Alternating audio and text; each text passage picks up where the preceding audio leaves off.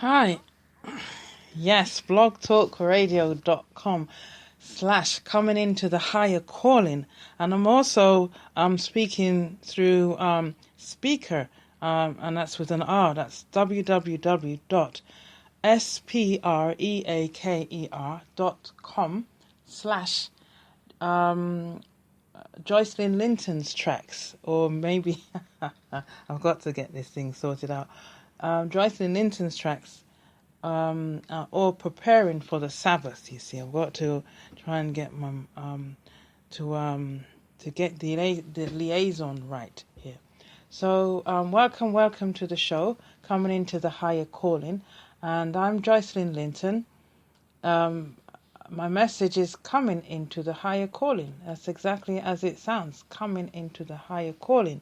And basically, as I've said before, I announce myself as a messenger of the Lord, and the Lord has caused me to come forward onto the public arena, and I've safeguarded myself and kind of I'm tepid right now.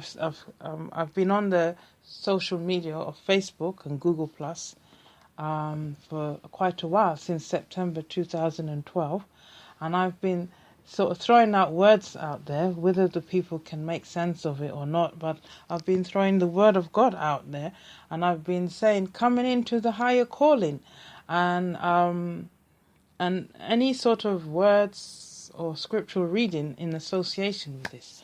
And folks, what I'm saying to you is that there is a significant change taking place on the earth right now, right? And I say Mother Earth, and she is getting ready to go for a star award. She is going to become a bright star in the skies, in the universe, in the heavens for all to see. And can I tell you, in all the planetary aspects that's going on in the skies there, in the universe, we see the sun in the daytime, and we see the moon in the nighttime. And many believe that the sun is a hot place. The sun is so hot that there can be no human life or no life on the sun. That's what we were taught at school, that there can be no life there because it's a ball of fire up there. You see. But can I tell you that may not be the case, and I don't believe it is the case. I believe that the sun is a light for all to see. And we generate our energies, our this fleshly bodily energies, from the sun. You see, the sun causes the plants to grow. The sun gives us our vitamin D. The sun strengthens the bones in us, particularly when we eat food that has a lot of sunshine in it. It makes our bones very, very strong. And an example of that is we hear the story of the slaves that came from Africa, and they worked hard in the lands. You see, they worked hard in the dust. And that was because they had strong bones from the sunshine. You see? So let's get back on track here. So I'm saying that Mother Earth, she's getting ready. She's getting nice and dandy to put on her gown so that she can get her Star Awards. Or in this instance, I'm saying that the Earth is undergoing an evolutionary change. So we're becoming advanced beings. We are becoming advanced in ourselves. And so she will become light for all to see in the universe. And not only will she become light, but so will all her dwellers. So we come into the light. And you know, I've been reading the scriptures, and this morning in my meditation, as I read the Gospel of St. John's, because I want to do a study on this one here, which I have been studying, but I want to do a different type of study on this one. But in the meantime, as I was reading this morning, it says, in the beginning was the Word, and the Word was with God, and the Word was God. The same was in the beginning with God. All things were made by him, and without him was not anything made that was made. In him was life, and the life was the light of men. In him was life, and and the life was the light of men. And I'll just add on, I'll throw in verse 4, because that's John chapter 1, verse 1, and I'll throw in the fifth verse. And the light shineth in darkness, and the darkness comprehend it not. You see. So there's a discernment already. So in him was light, and the light was the life of men. So we're saying exactly what I just said. The sun is our main source of life. If we plant a seed in the dirt, we need the initiation of the sunlight. Yes, we need warmth, which is energy for the plant to grow. We need water, which is a source of life in itself. And we need the dirt for a substrate or an anchor for the seed, because then the seed sends out roots, which is like an anchor into the soil, and also it's able to absorb the water, the moisture of the dirt, of the dust. However, and then it sends up a shoot up from the dust, the darkness of the dust, towards the light. And that's where the sun is able, the plant is able to make food for itself from the sunlight. The sunlight is then converted by a process, if we're going to go into our science class, by a process of photosynthesis. The plant uses the sunlight to make food. And the food provides energy for the plant to continue to grow. And we may see it grows into a big oak tree, yes? Or it might just grow into a nice tulip or a lily, you see. But the seed has great potentials. However, let me just go say something else here. The seed has to die from being a seed to come into a higher truth of itself. And that's the plant, you see.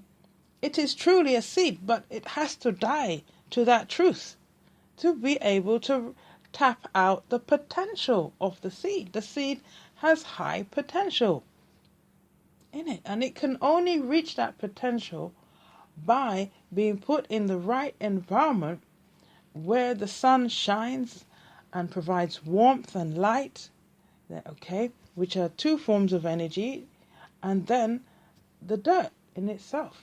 And hopefully we need the right timing, because the seed has to be sown in the right climatical condition. Okay, we can't. We might be able to put a daffodil bulb in the ground round about October, and it seems to hibernate, and then come late February, early March, we begin to see the daffodil start to sprout out a little stem, which are leaves. And then eventually it continues to grow, and then we see the daffodil bud.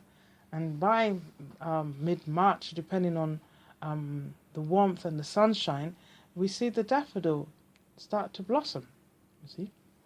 So everything has a cyclic effect, but it seems as though we're working around the sunlight, you see.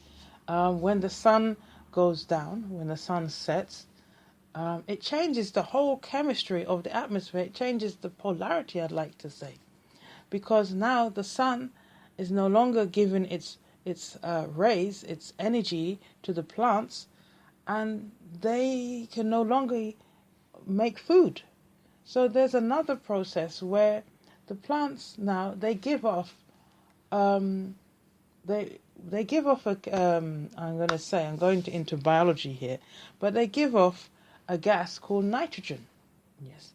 And now, so therefore and in the daytime when they're producing food, they give off the gas oxygen. And those who know their sciences, oxygen is a vital gas. I'm going to use it. I say the word gas.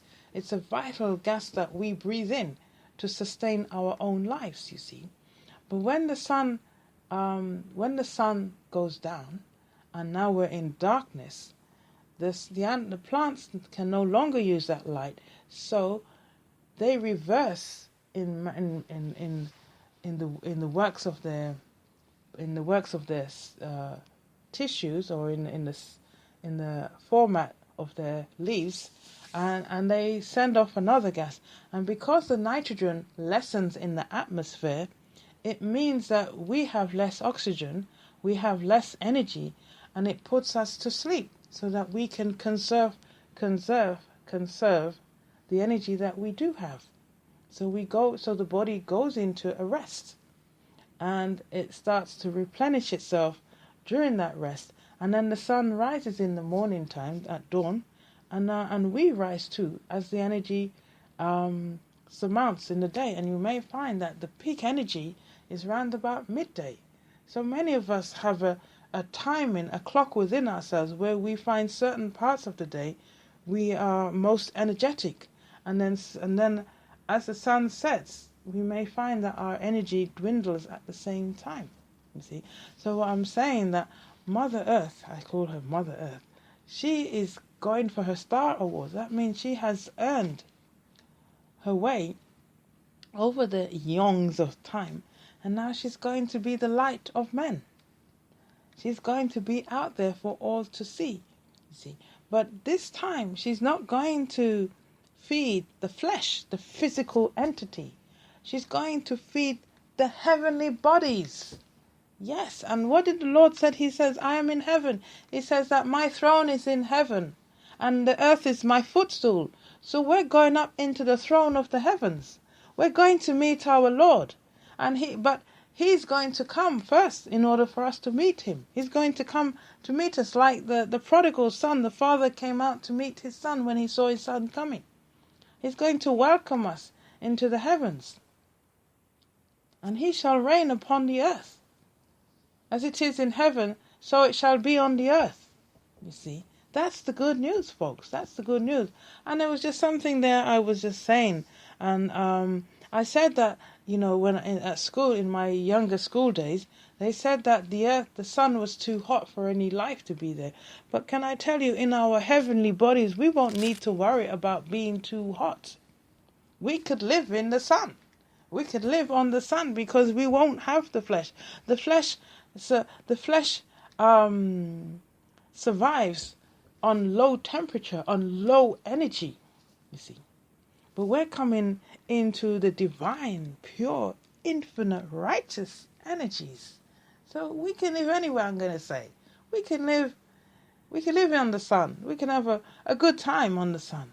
And I know that when I wave at the sun, right, and I can't see the sun, but the sun is really shining. I can see the lovely shadows against the buildings here. And they're sharp shadows, so it's telling me what time of the day it is. And we're coming up to midday because it's now 11 o'clock. And I didn't tell you the time. Today it's the 4th month of the 19th day, 2017, and the time now is 11 a.m. All right, so that's probably why the shadow is nice and sharp. So when we come in, so in the flesh, we are in lower energy, so we don't do as much work. But when we come into the higher energies, where it doesn't matter how hot it is, we can survive, I'm going to use the word, we can live. That means that we're in these higher energies, that means we are more productive. We can do more. We are more advanced in ourselves. So I hope that really ties up how I introduced myself just a while ago. You see, so though the scientist says it's too hot, well, it's too hot because they're in the low energies. But when we come into the divine realm, okay, it's just cool for us. We're just surfing the tides there. And the chariots of fire that's coming to collect us, to bring us up into the throne of the heavens, they just have to swing low and we mount the chariots, you see. So that's what it's all about. That's my main message, is that we not only have to be ready in the body, but we have to be ready in the mind and the heart. And I was saying last week that the heart is our portals into the heaven. However, at the door of our hearts is the Lord. He's the one to open the door that we can enter into His heaven. And the Lord